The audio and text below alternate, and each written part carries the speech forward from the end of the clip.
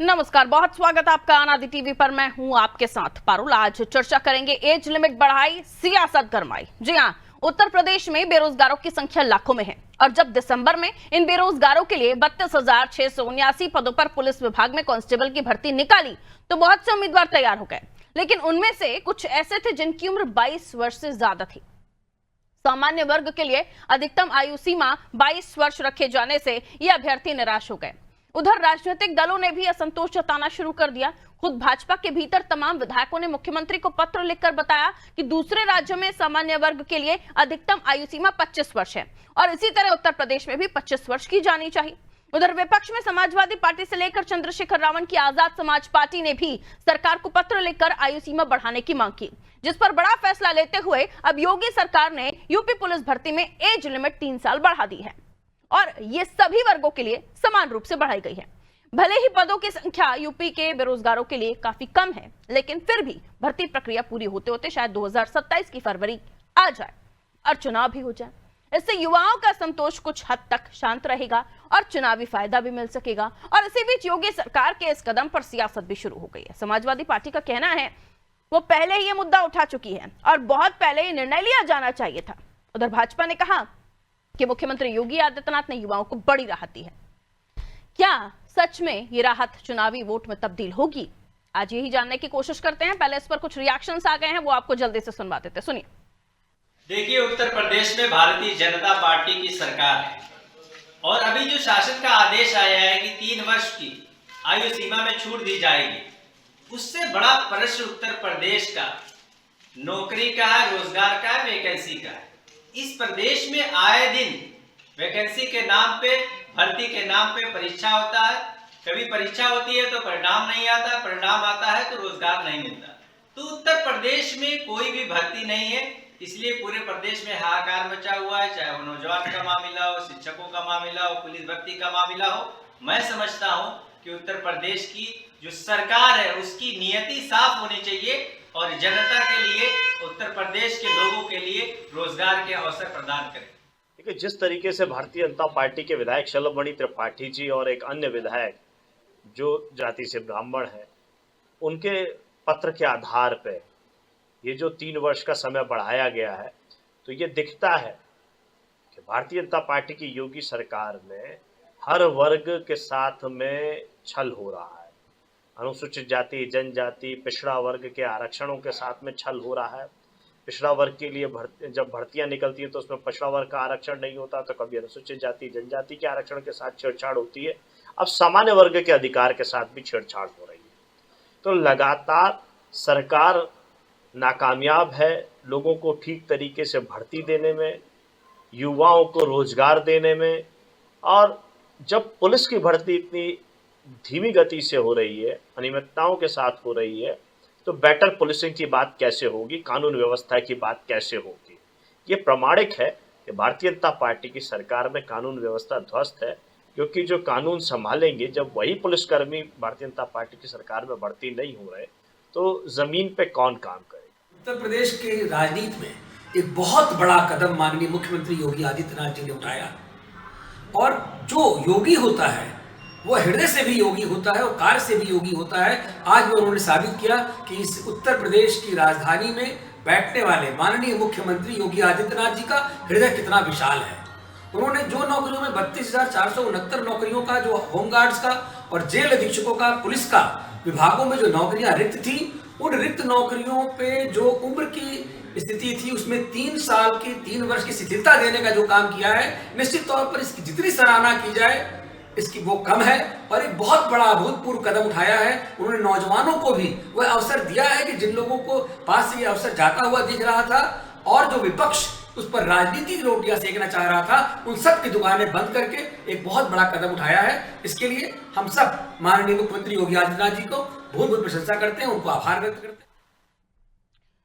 तो पूछा जा रहा है युवा हित है या चुनावी फैसला है, क्योंकि जिस भर्ती को लेकर चर्चाएं हो रही थी और कुछ राज्यों में पहले से ही इसको लेकर जो उम्र है वो 25 है, इसको लेकर जिक्र भी कुछ विपक्षी पार्टियों ने भी किया, बीजेपी के कुछ विधायकों ने भी लिखा। अब उम्र तो बढ़ा दी गई है, हवाला ये दिया गया है कि कोरोना टाइम में भी बहुत कुछ समय गंवाया था और 3 साल अब बढ़ा दी गई है, सभी वर्गों के लिए लागू होगा। लेकिन टाइमिंग पूछी जा रही है कि जब तक जिक्र किया जा रहा था, मांग मानी जा रही थी, तब आपने माना नहीं, और अब चुनाव सामने आ जाएंगे तब, जब तक ये परीक्षाएं पूरी होंगी तब तक तो चुनावी फायदा इसे माना जा रहा है। और दूसरी ओर ये भी पूछा जा रहा है कि इतने वृहद उत्तर प्रदेश में सिर्फ इतनी सी भर्तियां क्या उठ के मुंह में जीरे जैसा है। मिलियन मेहमानों से जो हमारे साथ चर्चा में जुड़ रहे हैं, समझने की कोशिश होनी से चंद्रमोहन चौबे जी भारतीय जनता पार्टी से हमारे साथ जुड़ रहे हैं, वेलकम करती हूँ sir. Doctor Nitendra Yadav ji Samajwadi party से हमारे साथ जुड़ रहे हैं, आपका भी बहुत स्वागत सर। अनिल शर्मा जी कांग्रेस से हमारे साथ बने हुए, अनिल सर आपका भी बहुत बहुत स्वागत करती हूँ। सबसे पहले चौबे साहब, ऊंट के मुंह में जीरे जैसा चुनावी फायदा, क्योंकि जब तक ये नौकरियां पूरी होंगी, भर्तियां पूरी होंगी, परीक्षाएं होंगी, तब तक आपका 2027 आ जाएगा, तो ये पूछा जा रहा है, कहिए सर। पारुल जी, सबसे पहले तो जो माननीय योगी आदित्यनाथ जी के नेतृत्व में जो सरकार चल रही है, उन सरकार ने जो ये निर्णय लिया है बहुत ही सराहनीय, बहुत ही प्रशंसनीय और स्वागत योग्य है। जो हमारे अभ्यर्थी पुलिस भर्ती में, जो पुलिस में भर्ती होने के इच्छुक थे, जो किसी कारण बस छूट गए थे, उनको अब दोबारा मौका मिलेगा और बहुत ही ये स्वागत योग्य सरकार का फैसला है अभ्यर्थियों के लिए। बहुत से अभ्यर्थी जो है इसके लिए जो है खुश हो रहे हैं और सरकार के इस फैसले का स्वागत कर रहे हैं। और जहां तक रही बात सरकार के भर्तियों को लेकर और विपक्ष जो कह रहा है कि ऊंट के मुंह में जीरा है, तो उस विपक्ष को तो बोलने का मतलब कहीं पर भी किस मुंह से वो बोल रहे हैं, जिन्होंने मात्र 5 सालों में 1,92,000 ही भर्ती की हो और माननीय योगी आदित्यनाथ जी की सरकार ने 1.5 लाख से अधिक भर्ती सिर्फ पुलिस की ही की हो और अभी भर्ती 32,000 की जो अभी भर्ती होने जा रही है उसके लिए विज्ञापन निकल रहे हैं। तो आप समझ लीजिए कि जितनी इन लोगों ने 5 साल में लगभग 1,92,000 इन लोगों ने जो भर्ती की थी सपा की सरकार ने, अब अगर इस 32,000 को भी जोड़ लेंगे तो जितनी उन्होंने पूरी सरकारी नौकरी दी थी उससे अधिक तो अब हमारी सरकार सिर्फ पुलिस में भर्ती कर चुकी होगी जब तक ये चिल्लाएंगे, हाय हल्ला करेंगे।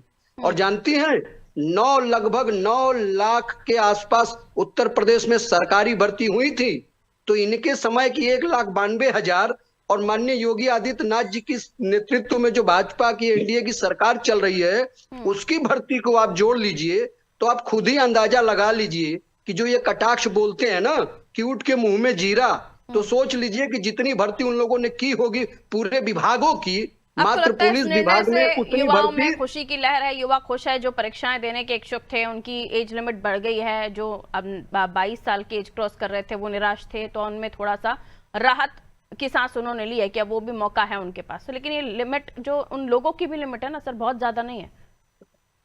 कितनों को फायदा देंगे आप सोच रहे हैं कि कुछ लाख युवाओं को अगर फायदा मिल जाएगा तो वो बड़ा वोट बैंक तैयार हो जाएगा आपका।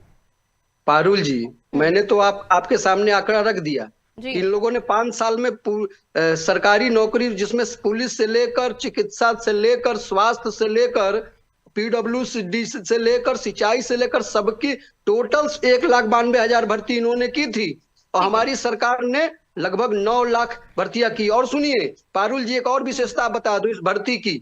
जब ये लोग भर्ती करते थे ना तो चाचा भतीजा बोरा और झोरा लेकर जो है वसूली करने निकलते थे। हमारी सरकार में किसी की जो है ना गहना बिका है, ना किसी के गहने जो है गिरवी रखे गए हैं, ना किसी की खेत बिके, कोर्ट कचहरी नहीं होगी, परीक्षा रद्द नहीं होगी। नहीं हमारी नहीं देखिए इनके समय में जितनी भी भर्तियां हुई, कितने लोग का गहना बिका, खेत बिका, और वो सब मामला कोर्ट में चला गया। उनके समय पर हमारी वो तो मैं उनसे पूछ लूंगी चौबे जी। तो सुनिए, तो हमारी सरकार में जो 32,689 पदों पर भर्ती के लिए परीक्षा देंगे, उन युवाओं को आश्वस्त कीजिए कि कोई पेपर लीक नहीं होगा, कोई इधर उधर की हेराफेरी नहीं होगी। पारुल जी, जो भी अभ्यर्थी है वो जानते हैं, जितने लोग भी भर्ती हुए, जिनके परिवार के लोग भर्ती हुए ना, जो बच्चे जो सरकारी नौकरी पाए, जिनके परिवार में पाए हैं लोग, वो भली भांति जानते हैं कि इस सरकार में 1 रुपया किसी को देना नहीं पड़ा है। वरना पहले यही भर्ती जो होती थी ना, खेत बिकता था, गहना बिकता था। तो सबसे बड़ी उपलब्धि ये है कि बिना 1 रुपया के, बिना किसी का खेत बिके, बिना किसी का गहना बिके, लोगों को सरकारी नौकरी मिल रही है। नितेंद्र यादव जी, आप लोग आरोप लगा रहे हैं, लेकिन आखिरकार नौकरियों के लिए, भर्तियों के लिए जो एज क्राइटेरिया है उसको तो बढ़ा दिया गया है, कहीं तो स्वागत कर ही सकते हैं। जी जी, धन्यवाद पारुल जी।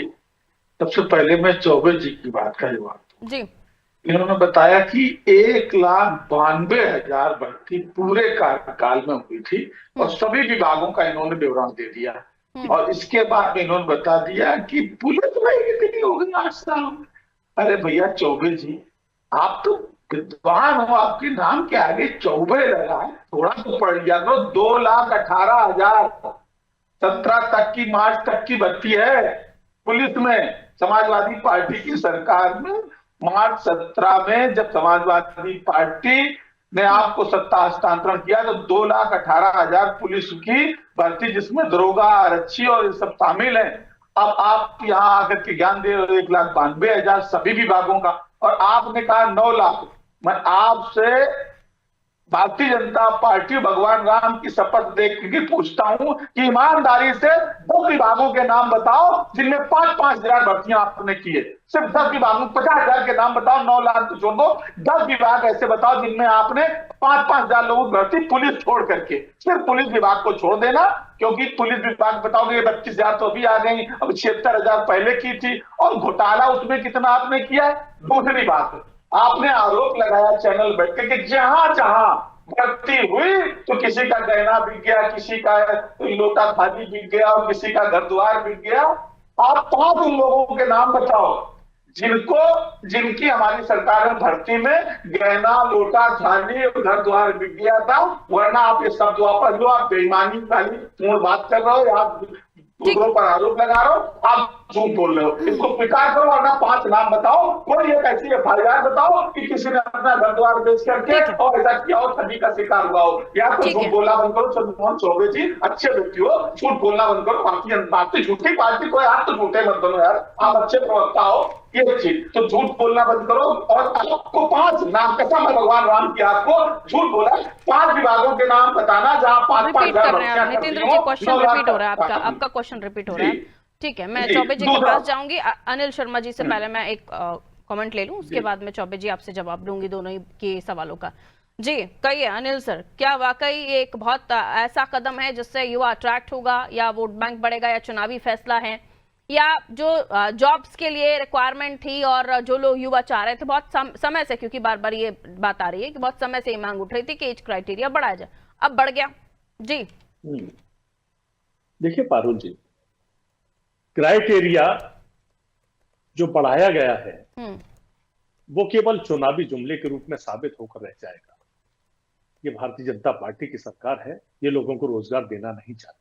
आप देखिए, ये हर बात कहते हुए कि हर प्रतिवर्ष ये लाखों लोगों को नौकरी देंगे। 30 माह सुशासन के जब ये मना रहे थे तो कहा था कि 2 साल के अंदर 25 लाख नौकरियां देंगे। अभी तक कितने लोगों को नौकरी दी है? सरकार इनकी जाने वाली है। कोरी पीठ थपथपाने का काम भारतीय जनता पार्टी का शुरू से रहा है। इस वक्त ये कहते हैं रिश्वतखोरी नहीं चलती है, अनियमितता इनकी सरकार में नहीं होती है। 31 तारीख की रात को फैसले होते हैं, जबकि टीचरों की वरिष्ठता सूची बनने के लिए आदेश आता है 2 तारीख को, उससे पहले सूची तैयार उनके ट्रांसफर कर दिए जाते हैं, जिसमें ना वरिष्ठता सूची का ध्यान रखा जाता है, ना किसी मानक का ध्यान रखा जाता है। और सीधे सीधे ये, जबकि ये शासन आदेश ये है कि स्वेच्छा से समायोजन हुआ करते हैं, वो समायोजन स्वेच्छा से ना कराकर जबरदस्ती उनको थोप दिया कि उनके यूडैस कोड भी चेंज कर दिए। ये सरकार की नीति है। पहले स्कूलों को मर्ज करने के नाम पर इन्होंने क्या किया, स्कूलों को खाली कर दिया, उनके टीचरों को दूसरे के ट्रांसफर कर दिया, बच्चे हटा दिए गए। आज उन्हीं स्कूलों को पुनर्जीवित करके उनकी जगह दूसरे टीचरों को, उन्हें वापस ना कराकर दूसरे टीचरों की भर्ती। ये घोटाले वाली सरकार है। ये पुलिस भर्ती के नाम पर जो ड्रामा कर रही है ना, ये निश्चित समझिए 3 साल की छूट नहीं है, ये केवल झुंझुना साबित होगा। तो जब तक इनकी भर्ती का मामला बनेगा, वैकेंसी निकलेगी, एग्जाम होंगे, पेपर लीक होंगे और नतीजा ये होगा वो भर्ती डिसॉल्व हो जाएगी। तो ये दिखावा है, ये वोट की राजनीति में तब्दील करना चाहते हैं, लेकिन वो नौजवान आज भटकने की राह पर नहीं है। सैकड़ों की तादाद में जनपदों पे शिक्षक प्रदर्शन कर रहे हैं, अन्य विभागों के लोगों के साथ हरधर्मिता निभाई जा रही है। तो इस सरकार से क्या उम्मीद की जा सकती है? नियमों को ताक पर रख दिया। इनके नियम जो होते हैं उनमें इनके अधिकारियों को खुद नहीं पता कि कौन सी श्रेणी के कब ट्रांसफर कहां कर दिए गए, और फिर उसके बाद उन जगह को जहां से 5 टीचर है, 5 कक्षाएं हैं, वहां से 3 हटा दिए, फिर उन 3 को फिर से भरा जाएगा ले देकर। सारी व्यवस्थाएं सरकार के अधीन हो, क्योंकि इनके मंत्री खुद वहां कहीं ना कहीं लिंकअप हैं। ये सरकार है ऐसी है जो केवल भ्रष्टाचार को बढ़ावा देती है। एज लिमिट बढ़ाई नहीं है, केवल झुंझुना दिखाया है। और निश्चित समझ लीजिए, मैं बड़े दावे के साथ कहता हूं आपके चैनल के माध्यम से। अच्छा, सपा के शासनकाल में सर जो आरोप लगते थे जातिवाद का, और उस समय भी बहुत सारी चीजें कि जो एसडीएम में भर्तियां होती थी, तमाम चीजें आरोप लगते थे, उसको लेकर आपका स्टैंड क्या है? उस वक्त भी कांग्रेस ने बहुत ज्यादा इस पर कोई रोष नहीं दिखाया था, अभी क्या स्टैंड है आपका? देखिए, उस वक्त वास्तव में भर्तियां होती थी, और जब किसी बेरोजगार को, नौजवान को अगर रोजगार मिलेगा, उसके परिवार को आमदनी का साधन मिलेगा, तो उसमें टीका टिप्पणी करने का कोई मतलब नहीं रह जाता। लेकिन इस सरकार में देख लीजिए कितने लोगों की नहीं, यानी उस टाइम आपका कहना है सपा शासनकाल में क्षेत्रवाद, जातिवाद जैसी कोई चीज नहीं थी? देखिए, ये ड्रामा करने का काम बीजेपी का शुरू से रहा है। मैं ये सवाल मामला का पूछ रही हूँ, आप बीजेपी का जवाब दे रहे हैं अनिल सर। मैं वही बता रहा हूँ, हाँ। समाजवादी पार्टी की सरकार हो या किसी और की सरकार हो, हाँ। उस पर छीटा किसी करने का आरोप लगाना और उन पर तमाम आरोपित लगाकर उनको बदनाम करने का काम ये बीजेपी का बहुत पुराना रहा है। अनिल यादव जी की विवादित टिप्पणी, वो विवादित उनकी नियुक्ति, उस पर देखिए, विवाद बनाया जाता है, जबकि विवाद वास्तव में होते नहीं। अब ये सरकार जिस प्रकार का विवाद बनाने का, जब इनकी सरकार नहीं होती, उद्यम करते हैं। अब देखिए, गैस सिलेंडर दखल भी फिर विवादित होगा सर उस वक्त, नहीं? देखिए, कोर्ट का मामला अपनी जगह, ये तो जो दखल दिया उन्होंने भी उस नियुक्ति को गलत माना, तो वो भी विवादित होगा फिर आपकी नजर में? 10 रुपए सिलेंडर पर बढ़ते थे तो सड़क पर बैठ जाया करते थे, आज 1000 रुपए के आसपास बढ़ा दिए गए टोटल। तो ये बिल्कुल कहते महंगाई नहीं, व्यवस्था है। Very nice, very smart play sir, very smart play, very smart play. सवाल कुछ और, जवाब कुछ और। बाबा आइए, चौबे जी कहिए, बहुत सारे आरोप लगाए हैं। अभी नितेंद्र जी, आप ही के आरोपों को लेकर जा रही हूँ। नितेंद्र जी ने आपकी पार्टी के ऊपर, आपकी सरकार के ऊपर बहुत सारे आरोप लगाए हैं, जिसमें वो तमाम धांधलियों की बात कर रहे हैं, वो अपने आप को भी क्लियर कर रहे हैं और बता रहे हैं हर विभाग में आप कुछ जो नियुक्तियों का उन्होंने टारगेट दिया है कि वो बता दीजिए। जी जवाब दीजिए सर। पारुल जी, कहावत है कि चोर चोर मौसेरे भाई, तो दोनों तो एक दूसरे को बचाएंगे ही, वैसे भी दोनों में गठबंधन है। अब दोनों का सुन लीजिए कथा इन लोग की सरकारों का, कि एक जब भर्ती होती है तहसीलदारों की, वो एसडीएम वाली भर्ती होती है, तो 85 भर्ती होती है, और 85 में से 52, 56 जी 85 में से 86 में से 52 एक विशेष जाति के होते हैं। और सुन लीजिए, नाम बताना पड़ेगा, आरोप लगा रहे हो, नाम बताना पड़ेगा, वरना माफी मांगनी पड़ेगी। मुख्यमंत्री जवाब नहीं दे पाए। चौबे जी देखो, आरोप लगा रहे हो, जवाब देना पड़ेगा, मुख्यमंत्री जवाब नहीं दे पाए, आप फंस जाओगे। और देखो, हमारे आपके सामने नित्यानंद यादव जैसा प्रवक्ता बैठा है, आपके सामने नित्यानंद यादव बैठा है, झूठ बोलने के पहले फिर तैयार कर लो। हाँ, बोल लो, मैं जवाब मांगूंगा आपसे। देखो, मुझे मौका देना, बोले वो सही, ये नहीं चलने वाला। आ रही हूँ, बोल लेने दीजिए उनको, क्या वो अपनी बात रखना चाह रहे हैं, जरा बोलने दीजिए। क्यों बेचैन हो जाते हैं? धैर्य रखिए, हम देखिए आपकी बात धैर्य से सुनते हैं, बीच में टीका टिप्पणी नहीं करते हैं, तो आप भी धैर्य से रखिए। अब अभी तो हमने आपका एक करके, हाँ जी, अभी तो हमने सिर्फ आपका एक ही पोल खोला है, एक ही नस दबाई है, वो 85 में 52 वाली, उसी में आपको दर्द होने लगा। अरे वो जल निगम की भर्ती सोचिए, वो जल निगम की भर्ती भी है, अभी है, जो कितने गहने और कितने खेत बिके थे। ये झूठ बोलते हो, अभी मुख्यमंत्री जवाब नहीं दे पाए। पारुल जी, कांग्रेस का सुन लीजिए, ये कितने ईमानदार हैं। छत्तीसगढ़ में एक कॉलेज में प्राचार्यों की भर्ती, जिसको कहते प्रोफेसरों की भर्ती हुई थी, और जानती हैं 52 भर्ती हुई थी, और 52 में से जानती हैं सिर्फ एक कॉलेज के सभी 52 योग्य निकल गए। एक कॉलेज की भर्ती निकली थी, मतलब एक ही कॉलेज से योग्य आदमी छत्तीसगढ़ में इनको मिल गए। तो ये कितने ईमानदार हैं, कितने अच्छे हैं, ये देश की जनता, प्रदेश की जनता। इतना झूठ ना बोलो, नहीं चौबे जी, इतना झूठ ना बोलो, एक ही विद्यालय में से 52 भर्ती हो जाएगी। नहीं, इतना झूठ ना बोलो। ये चैनल पर लोग बैठे हुए यही समझते हैं, चैनल देखने वाले भी समझते हैं कि आपका झूठ का पैमाना कितना है, वो समझ चुका है। बिना साक्ष्य के झूठ ना बोला करिए। घोटाला से लेकर हवाई घोटाला, खेल घोटाला से लेकर, कोयला घोटाला से लेकर, कॉमनवेल्थ घोटाला, जमीन बेच दिया, आसमान बेच दिया। की बात करते हैं, उत्तर प्रदेश में शिक्षक बेचैन है भाई, आप के नाम पर आप कितने धैर्य से सुनते हैं। देखिए, एक पार्टी दूसरी पार्टी और झूठा आदमी पर आरोप लगाती है, फिर वो दूसरी पार्टी फर्स्ट पार्टी पर आरोप लगाती है। लोग बेचैन हैं। मैं ये पूछना चाहती हूँ कि अगर ऐसा कोई दर्शक हो जो सोचना चाहता हो कि मुझे क्लीन पार्टी मिले, किसको नंबर ज्यादा मिलने चाहिए? है, सभी के ऊपर कुछ ना कुछ आरोप है। आज अगर एक ऐसा युवा, ऐसा वोटर जो चाहे कि मैं क्लीन पार्टी को वोट करना चाहता हूं, सभी के ऊपर कुछ ना कुछ आरोप है। कोई भी ये नहीं कह सकता कि नहीं हमारे ऊपर ये आरोप नहीं है। फैक्ट्स की बात करते हैं, पूरे केसेस कोर्ट में, अनिल यादव केस कोर्ट में था, विवाद जो सामने आया, जनता पार्टी की सरकार में अभी पेपर लीक मामला सबके सामने था। ठीक है, अब बारी बारी से अपनी बात रखते जाइए क्योंकि टाइम लिमिट है मेरे पास। ओके ओके ओके चौबे जी, ओके ठीक है, 30 सेकंड्स में अपनी बात कंप्लीट करेंगे। ओके चौबे जी, काम डाउन नाउ। और चाहे माननीय ठीक ठीक सर, ठीक रुक जाइए। नितेंद्र जी 30 सेकंड में अपनी बात कंप्लीट कीजिए, 30 सेकंड तीनों को देकर फिर मैं इजाजत लूंगी। अपनी बात रखते जाइए जी, कहिए नितेंद्र जी, 30 सेकंड। देखिए, अभी पहला आरोप इन्होंने लगाया कि 86 में 56 जाति विशेष के। ये सदन में माननीय मुख्यमंत्री जी से हमारे नेता आदरणीय अखिलेश यादव जी ने पूछा था कि ये जो व्हाट्सएप का ज्ञान था, जो झूठा प्रचार भारतीय जनता पार्टी ने किया था, इसका जवाब दो। आज तक मुख्यमंत्री ने जवाब नहीं दिया।